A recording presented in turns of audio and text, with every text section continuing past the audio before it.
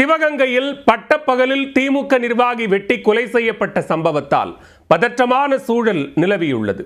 விவசாய நிலத்திற்குள் புகுந்து கொலைபாதக செயலில் ஈடுபட்டு தப்பியோடிய மர்ம கும்பல் சிக்குமா?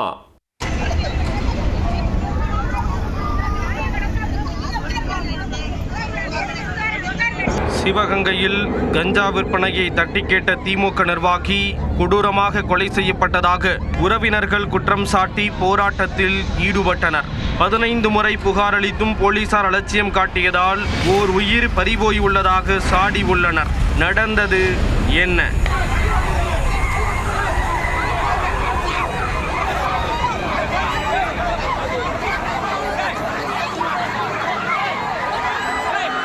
சிவகங்கையை அடுத்துள்ள சாமியார்பட்டியைச் சேர்ந்தவர் பிரவீன்குமார். இவர் திமுக விளையாட்டு மேம்பாட்டு அணி துணை அமைப்பாளராக இருந்து வந்துள்ளார். இந்த நிலையில் அவரது வீட்டுக்கு அருகில் உள்ள விவசாய தோட்டத்தில் 3 பேருடன் இருந்துள்ளார்.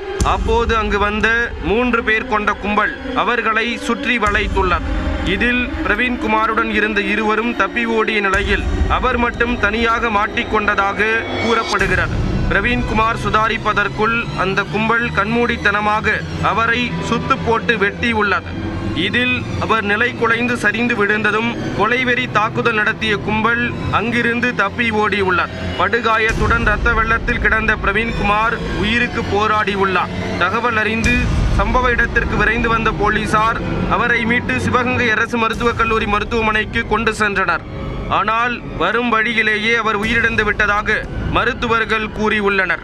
ஊருக்குள் கஞ்சா விற்பனையை தடுக்க முயற்சித்த பிரவீன்குமார் அதில் ஈடுபடுவோருக்கு எதிராக காவல் நிலையத்தில் புகார் அளித்ததாக உறவினர்கள் கூறியுள்ளனர். இது தொடர்பாக அதே ஊரைச் சேர்ந்த ஒரு கும்பல் பிரவீன்குமாரை தீர்த்து கட்ட திட்டமிட்டதாக தெரிகிறது. அவர்கள்தான் வஞ்சகம் வைத்து கொலைபாதக செயலில் ஈடுபட்டதாக உறவினர்கள் குற்றம் சாட்டியுள்ளனர். போலீசார் உரிய நடவடிக்கை எடுத்திருந்தால் ஓர் உயிர் அநியாயத்திற்கு பறிபோகியிருக்காது என்றும் வேதனை தெரிவித்துள்ளனர். டவுன் ஸ்டேஷனும் தாலுகா ஸ்டேஷனும் எங்க கண்ட்ரோலோட நீங்க என்னடா போனீங்க, எங்களுக்கு அப்பயே அந்த த்ரெட்டிங் கொலை மிரட்டல் அந்த ஆடியோவை அப்படியே ஸ்டேஷனுக்கும் கொடுக்குறான். அதுக்கப்புறம் இந்த மாதிரி இந்த ஊருக்குள்ள இவனை இது 3வது தடவை, இந்த 3வது தடவை கொண்டுட்டாங்க. 2 தடவை கொலை முயற்சியில் தப்பிச்சுட்டேன். அந்த 2 தடவை நடக்கும் போதும் அவங்க ஊருக்கு எங்க சொந்தம் சுருத்தி எல்லாரும் தடுக்க போகும்போது அந்த லேடிஸ்களை அநாகரிகமான வார்த்தையில போனை பண்ணி ஓப்பனாகவே அவன் நம்பர்ல திட்டான். அதையும் ரெக்கார்டு பண்ணி அதையும் ஸ்டேஷனுக்கு கொடுத்தோம். ஒவ்வொரு தடவையும் நாங்கள் ஸ்டேஷனுக்கு கட்டுப்பட்டுத்தான் போனோம். நாங்கள் அநாகரிகமா எதையும் செய்ய நினைக்கல. செஞ்சிருந்தா கூட இன்னைக்கு எங்க உயிர் போயிருக்குமோ நினைக்கிறோம். அப்போ இதுல என்ன தெரியுது, தமிழ்நாட்டில் நாங்கள் ஆளுங்கட்சிக்கார அவன் எம்பிட்டுக்கோம். ஆளுங்கட்சிக்காரனுக்கே ஒரு நடக்கிற ஒரு அநியாயத்தை எடுத்து போலீஸுக்கு கட்டுப்பட்டு அரசாங்கம் கட்டுப்பட்டு அவங்க முறையில தான் கொஞ்சம் கம்ப்ளைண்ட் கொடுக்குறேன்.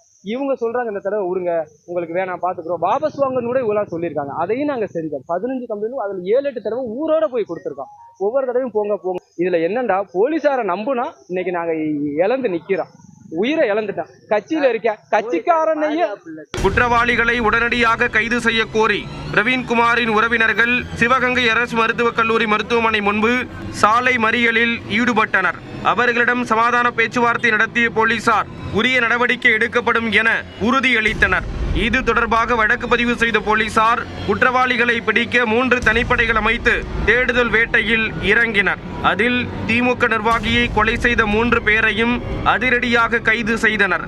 அவர்கள் சாமியார்பட்டியைச் சேர்ந்த விக்கி என்ற கருணாகரன், காலவாசல் பகுதியைச் சேர்ந்த பிரபாகரன் மற்றும் திருப்பத்தூரைச் சேர்ந்த குரு என்பது தெரிய வந்தது.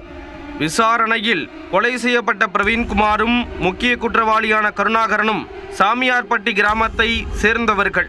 கடந்த 17ஆம் தேதி கருணாகரனின் தம்பி தனுஷ் ராஜா அதே கிராமத்தைச் சேர்ந்த ஒரு பெண்ணை தாக்கிய வழக்கில் கைதாகியுள்ளார். அதற்கு அந்த பெண்ணின் உறவினரான பிரவீன்குமார் தான் காரணம் என்று கருணாகரன் கருதி உள்ளார்.